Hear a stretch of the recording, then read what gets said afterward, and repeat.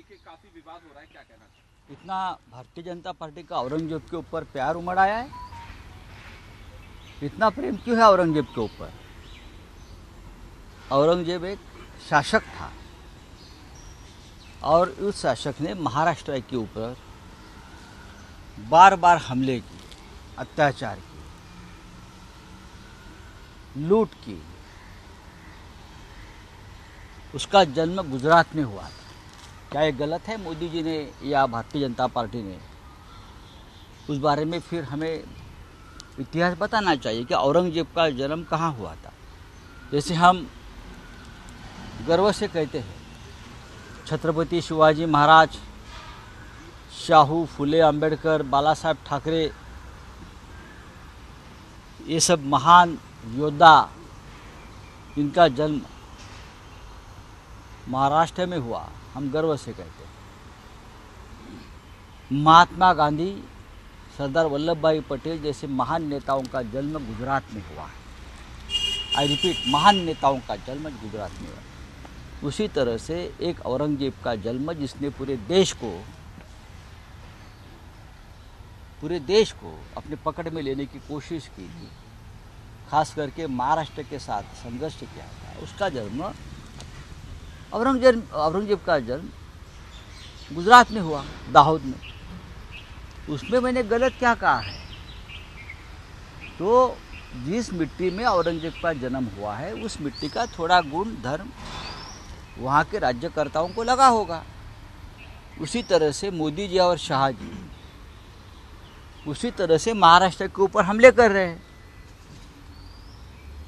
महाराष्ट्र को तोड़ने की कोशिश करते हैं, महाराष्ट्र लूटने की कोशिश करते हैं। उसमें मिर्ची लगने की क्या जरूरत है किसी को? मैंने तो किसी को औरंगजेब नहीं कहा है कि ये एक विकृति है, एक वृत्ती है। तुम्ही गाडण्याची भाषा केली म्हणून ती तक्रार आणि गुन्हा जे महाराष्ट्रावर चाल करून येतील त्यांना गाडू, व्यक्तिगत नाही। हा इतिहास आहे। ही संयुक्त महाराष्ट्राच्या लढ्यापासून ही भाषा आम्ही बोलतो। ज्यांनी ज्यांनी महाराष्ट्रावर हल्ले करून महाराष्ट्राला खतम करण्याचा प्रयत्न केला त्यांना याच मातीत आम्ही गाडलेलं आहे। मग अफजल खान असेल, शाहिस्ते खान असेल, औरंगजेब असेल, असे अनेक लोक आहेत ज्यांनी महाराष्ट्रावर हल्ले केले, त्यांना आम्ही गाडलं। महाराष्ट्र हा आम्ही संघर्ष करून मिळवलेला आहे, हौतात्म्य देऊन मिळवलेला आहे। याच्यामध्ये काय चुकीचं आहे का? नाही ना। एवढं त्यांना मिरच्या झोंबायचं कारण काय? मग औरंगजेबाचे लावा, तुमच्या मोदींच्या बाजूला फोटो लावा। तुम्ही त्याच वृत्तीचे लोक आहात, क्रूर, सुडबुद्धीने वागणारे, बरं का, धर्माचं आणि धर्मांधतेचं राजकारण करणारे। तो प्रधानमंत्री का बयान आया कि बाला साहब ठाकरे की जो शिवसेना है उसकी नकली संतानों को जिस तरह से वो भाषा यूज कर रहे, इस तरह से कहा। अगर उद्धव ठाकरे जी को कोई नकली संतान कहते हैं बाला साहब ठाकरे जी का और शिवसेना का, तो ये महाराष्ट्र का अपमान करते हैं।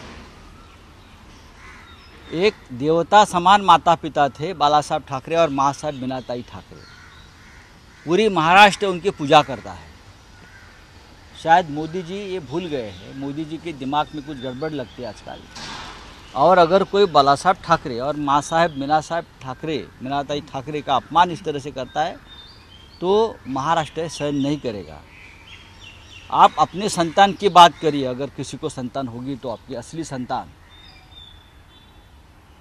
हमने ये उसका नोटिंग किया है महाराष्ट्र की जनता ने। नाही, नकली संतान पुन्हा एकदा म्हणजे नकली शिवसेना, आता नकली संतान काय? माननीय हिंदुहृदय सम्राट बाळासाहेब ठाकरे आणि माँसाहेब मीनाताई ठाकरे यांच्या बाबतीत हे अत्यंत दळभद्र विधान नरेंद्र मोदींनी केलेलं आहे। अत्यंत देवता समान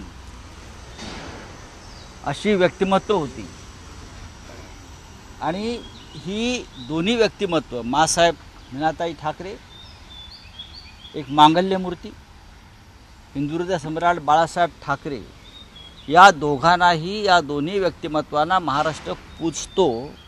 त्यांना तुम्ही नकली म्हणता? ही तुमची हिम्मत?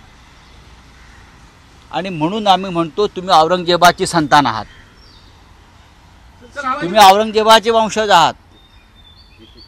हे जे म्हणतोय ना आम्ही, जर तुम्ही हिंदुहृदय सम्राट बाळासाहेब ठाकरे आणि माँसाहेब मीनाताई ठाकरे यांना नकली म्हणत असाल आणि आम्ही सगळी त्यांची संतान आहोत, ही 11 कोटी जनतेवर त्यांनी पुत्रवत प्रेम केलेलं आहे, आम्हाला घडवलं आहे, त्यांना जर तुम्ही नकली म्हणत असाल आणि आम्हाला नकली संतान म्हणत असाल, हा प्रश्न फक्त शिवसेना पक्षप्रमुख उद्धव ठाकरे यांचा नाही आहे.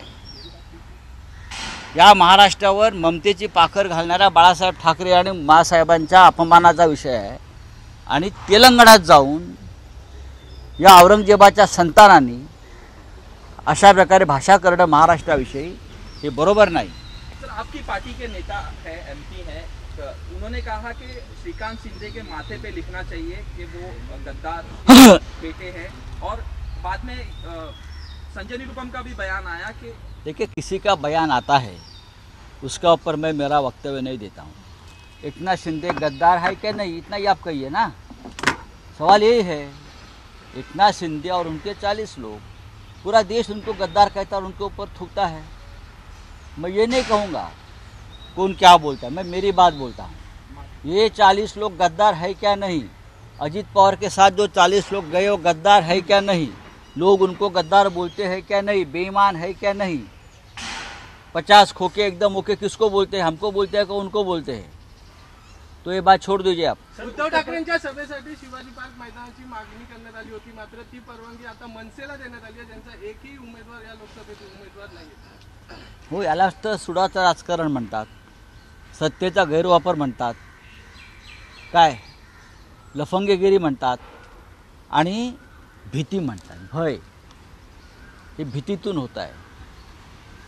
महाराष्ट्रात आणि मुंबईत आम्ही कुठेही सभा घेतली तरी लोक आमच्या सभेला येते, भाड्याने लोक आणावे लागणार नाही. हिंदुत्ववादी वाघ एकत्र या सभेला येतील अशा प्रकारे कोण हिंदुत्ववादी वाघ असं कोण म्हणत आहे? मनसेने जे टीजर काढलं, बघा, असं आहे की तो एक जुना टीजर दाखवा की नरेंद्र मोदी आणि अमित शहाला या महाराष्ट्रात पाय ठेवू नका म्हणून. बरं का, नरेंद्र मोदी आणि अमित शहा यांना महाराष्ट्रात पाय ठेवू देऊ नका हे कोण म्हणालं होतं? कोण म्हणालं होतं तुम्ही सांगा, कोण म्हणालं होतं सांगा ना. का तुम्ही का लाजताय? तुम्हीच बातम्या दाखवल्यात ना. अच्छा, मग आता हे वाघ एकत्र येत आहेत, लांडगे आहेत, लांडगे आहेत. उत्तर पश्चिम सीट से आपके उम्मीदवार हैं अमोल कीर्तिकर, उनको लेकर बीजेपी द्वारा आरोप लगाया जा रहा है कि उनकी कैंपेनिंग में 1993 ब्लास्ट के जो आरोपी हैं, ये गलत है, ये गलत है. ये बीजेपी का पूरा एक षड्यंत्र होता है. अपने लोग घुसा देते हैं अंदर और फोटो निकाल देते हैं. हमको मालूम नहीं, हज़ारों की संख्या में भीड़ आती है, लाखों की संख्या में भीड़ आती है. अमोल कीर्तिकर जीत रहे हैं. केंद्रीय निवडणूक आयुक्तांची आज इंडिया ब्लॉक भेट घेणार आहे. होय. त्या प्रकारे तफावत झाली. तुम्ही स्वतः जाणार आहात का? नाही, आमच्या पार्टीकडून प्रतिनिधी जातील, एवढंच मी सांगेन. अत्यंत गंभीर मुद्दा आहे. 11-12 दिवसांनी 10% मतदान हे वाढवतात. हा एक संशोधनाचा विषय आहे. चला, थँक्यू. जेल की पक्ष बदल असं म्हटलं रवींद्र वायकरनी. मला कोण? रवींद्र वायकर असे म्हणतात आहे की जेल की पक्ष बदल असे दोनच मार्ग माझ्यासमोर होते, असं रवींद्र वायकर म्हणतात. ते खरं बोलले.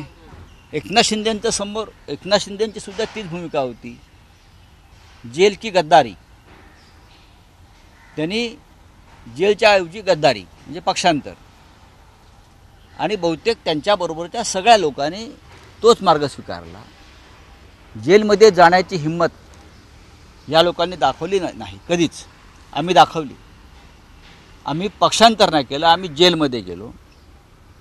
या देशाच्या स्वातंत्र्य लढ्यामध्ये अनेक स्वातंत्र्यवीरांनी ब्रिटिशांची शरणागती पत्करली नाही, जेलमध्ये गेले आणि हौतात्म्य पत्करलं. छत्रपती शिवाजी महाराजसुद्धा त्यातलेच. त्याच्यामुळे या सगळ्या लोकांना कोणत्याही स्वातंत्र्य लढ्यातील क्रांतिकारकाचं नाव घ्यायची अवकात नाही. शिवाजी महाराजांचं नाव त्याने घेऊच नाही. हे सगळे योद्धे लढवय्ये होते. आपण शरणागत झालेला आहात, आपण गुलामी पत्करलेली आहे. तुम्ही त्या पद्धतीनंच बोललं पाहिजे, जगलं पाहिजे. उगाच छात्या फुगवून बोलू नका. जय हिंद. सर, देवेंद्र